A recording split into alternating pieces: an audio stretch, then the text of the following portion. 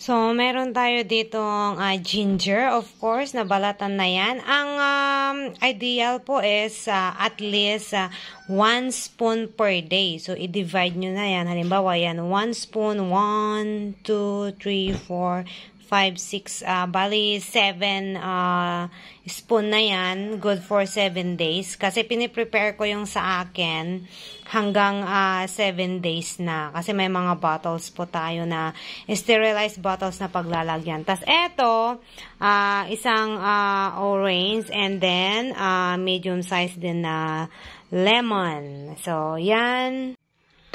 Tapos, ito naman yung mga bottles natin na prepared na siya for 30 ml siya. So, at least 1 bottle per day. So, yan. Pinapakuluan ko lang siya. Ganyan. And, meron rin siyang mga cups dyan. So, 30 ml po yan. I-prepare na po natin before tayo mag-blender ng mga sangkap natin. So, ito na nga yung mga ingredients natin sa ating fertility booster juice or drinks. Or ito rin yung sinasabi nilang ginger shot. At magaling to sa immune booster din natin para pampatibay ng resistensya, di ba? And ito, ang ginger kasi guys, maganda to for balance yung hormones natin, especially yung menstrual cycle natin.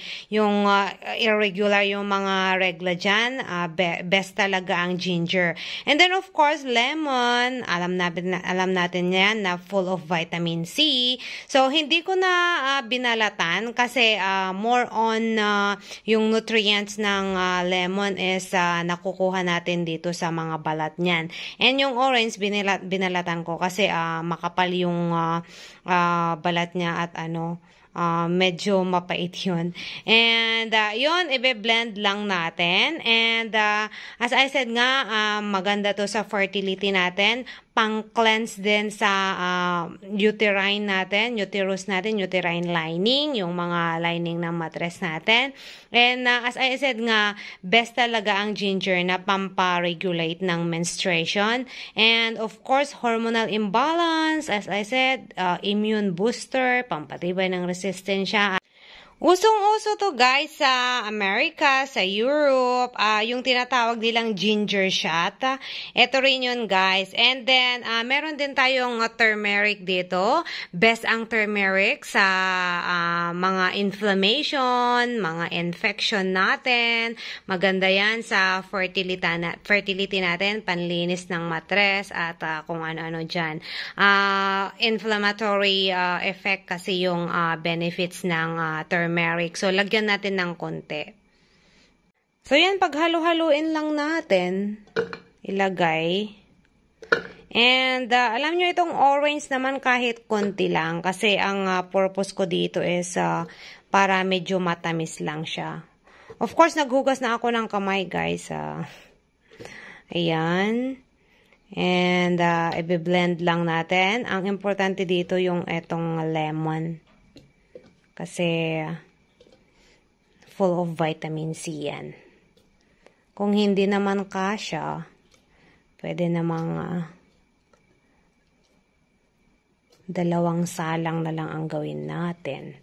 And then, itong turmeric, huwag natin kalimutan. Good for inflammation. Ayan.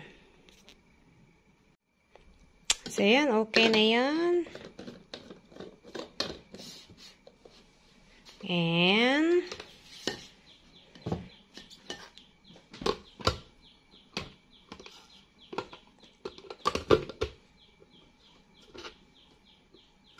hindi pa ata nakalak. Ayan.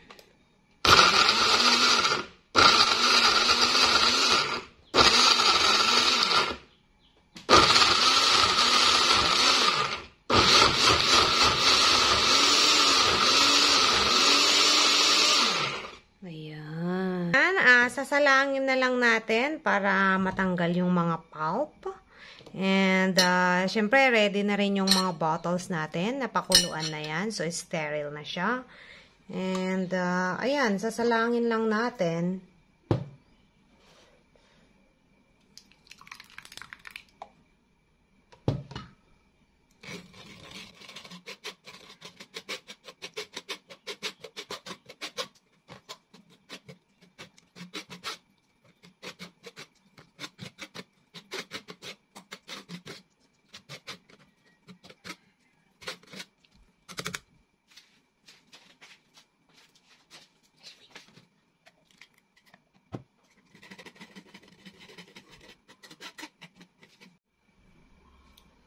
And then, isasalang na lang natin dito sa sterilized bottles natin. So, yan. Kapag puno na to, 30 ml na siya. So, okay na yon. Pero ang ginagawa ko guys, hindi ko masyadong pinupuno. Para ano siya, para ma-shake ko siya.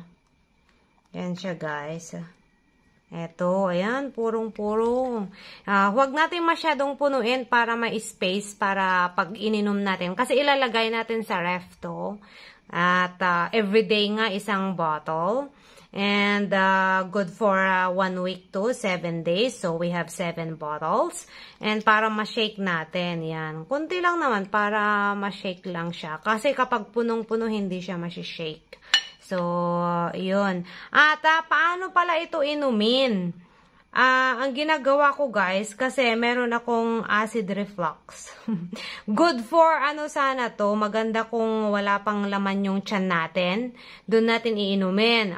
Usually in the morning, ganyan. Inom muna tayo ng warm water na kunti pagkagising. And then after 15 to 20 minutes ng pag-inom ng warm water, pwede na natin inumin to. Kung wala kayong problema sa sa gastric kasi ang ginger kasi guys is nakaka-trigger din na mainit sa tiyan. So yan, pero yung iba guys iniinom nila nga after dinner, yung before bed. Pag bago sila matulog, yun. Pero mas absorbent sana kasi ng katawan natin, ng tiyan natin kapag empty stomach yan. So, yun, meron na tayong isang linggo na ginger shot. Ano yun? Parang buto. Yung mga nagiling na buto. So, yan. Ay, it's mess. May tubig pa kasi yung kasi pinapakuluan ko kasi yung mga bottles ko para ma-sterilize bago ko na naman gamitin. So, at least every week ko lang ginagawa to kasi good for 1 week naman na. And yan, at eto pa pala guys, maganda rin to na pampapayat. Yun yung mga nag-gym at nagda-diet, yung mga gustong mag-lose ng weight. Ito yung ginagawa nila. Sila nga twice a day ang ginagawa nila. Pero ideal at least once a day lang. Yan. So 7 days na yan guys. Yan.